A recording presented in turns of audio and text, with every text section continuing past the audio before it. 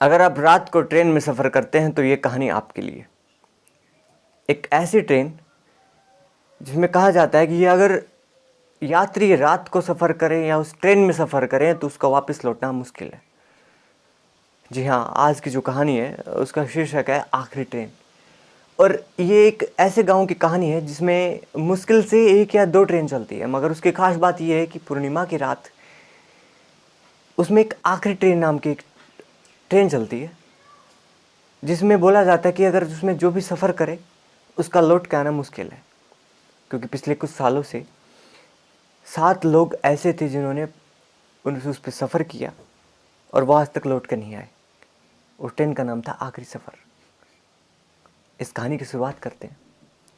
इस कहानी की शुरुआत एक ऐसे इंसान से करते हैं जो शहरी है और योगेश नाम है उसका। वो एक पत्रकार है और वो शहर से गांव में ये अफ़वाह सुन के आया था कि एक आखिरी ट्रेन के नाम की एक ट्रेन चलती है और उसके बारे में ये अफ़वाहें हैं कि लोग उसमें जाने के बाद वापस नहीं लौटते।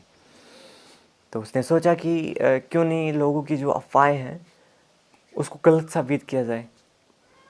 तो उसने डिसाइड किया कि किसी पूर्णिमा की रात जो है वो एक फेमस रात थी। पूर्णिमा की रात को वो ट्रेन आती है और जितने भी सवारी बैठा के ले जाती है वो वापस लौट के नहीं आते हैं। उसने सारा मटेरियल तैयार किया, मोबाइल, रिकॉर्डर, कैमरा उसने अपने साथ ली और 1:20 पर उस स्टेशन पे पहुंच गया। स्टेशन पे पहुंचने के बाद उसने देखा कि स्टेशन बिल्कुल सुनसान, सिर्फ एक लैंप जो भी बुझा हुआ। उसने अपना कैमरा ऑन किया और व्लॉग बनाते वक्त जैसे व्लॉग बनाते हैं ऐसे उसने पोज किया और कहा कि गाइस, अपन खड़े हैं रामपुर के स्टेशन पे जहाँ पे इंतज़ार कर रहे हैं उस आखिरी ट्रेन का। फ़िलहाल टाइम हुआ है 1:29। बिल्कुल शांति। स्टेशन पे किसी भी प्रकार की आवाज़ नहीं। 1:30 पर अचानक से वातावरण बदल गया। उसने देखा 1:30 पर सामने से एक ट्रेन आ रही है। बिल्कुल खस्ता हालत वाली ट्रेन, काली, बहुत गंदी हो रखी। उसकी खिड़कियों से पीली रोशनी झाँक रही है जैसे अंदर से कोई झाँक रहा हो। ट्रेन आई, रुकी। उसमें से एक बूढ़ा सा व्यक्ति निकला जिसका चेहरा धुंधला था, पुराने कपड़े पहन रखे थे। उसने अनाउंस किया कि जिस भी यात्री को सफ़र करना है वो इस ट्रेन में आ सकता है क्योंकि ये आखिरी ट्रेन है। योगेश जो है वो थोड़ा घबराया, लेकिन उसमें जिज्ञासा थी कि क्या हो सकता है। उसने ट्रेन में सफ़र करने का सोचा। उसके ट्रेन के अंदर गया तो वो देखा कि ट्रेन बिल्कुल साफ़ थी अंदर से, मगर हर एक सीट पर एक बंदा बैठा था। ट्रेन चलना शुरू हुई।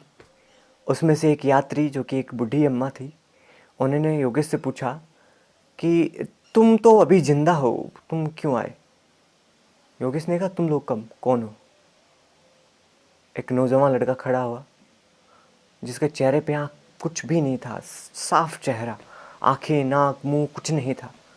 उसने कहा हम वो यात्री हैं जो तुम्हारी तरह यहाँ पे पूर्णिमा की रात को इस पे सफ़र करने आए थे। तो योगेश ने कहा ये सब बकवास है।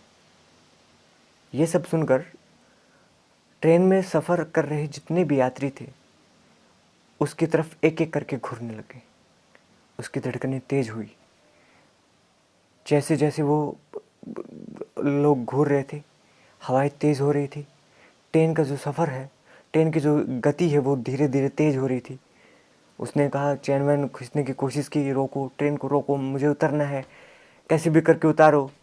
तो एक बूढ़ी अम्मा ने कहा कि अगर बेटा तुम अगर बचना चाहते हो तो अगला स्टेशन आने से पहले कूद जाओ, वरना तुम हमारी तरह कैद हो जाओगे।